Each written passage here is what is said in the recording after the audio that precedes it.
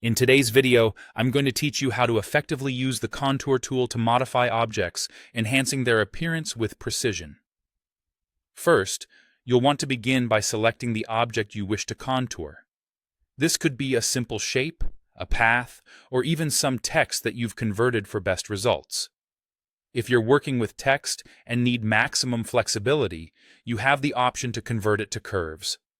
To do this, go to the Layer menu and select Convert to Curves.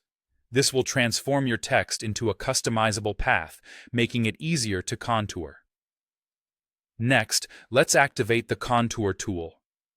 On the left side of your workspace, look for the tool often represented as a shape with an offset outline. If you're comfortable with keyboard shortcuts, you can simply press the O key to activate the tool. Upon activating the tool and selecting the object, you'll notice a handle appears, typically at the top center of the object. This drag handle is crucial for adjusting the contour. By dragging it outward, you increase the contour radius, giving more bulk to the shape, whereas dragging it inward reduces the radius, making the contour tighter and more compact. For those seeking specific adjustments, the Context toolbar offers you the option to set an exact value for the radius. This gives you precise control over how far the contour extends from the object.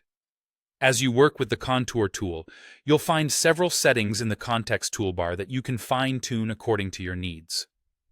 The radius determines the offset distance, and the contour type or join style influences how the corners of the contour are shaped, offering options like round, bevel, or miter.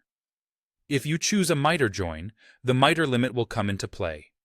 This setting controls when a sharp corner should be beveled instead. And if you're dealing with open paths, the cap setting allows you to dictate the end cap style, whether that be none, round, or square. Additionally, the fill or contour fill options let you manage how the fill behaves, with choices like auto closed, force open, or force closed, depending on your desired effect. Once you're satisfied with the appearance, you might want to bake the contour. This means converting the live contour into curves, turning it into a regular shape or path that can be further edited using the Node tool. This step is ideal if you plan to make more intricate adjustments to the shape through its nodes.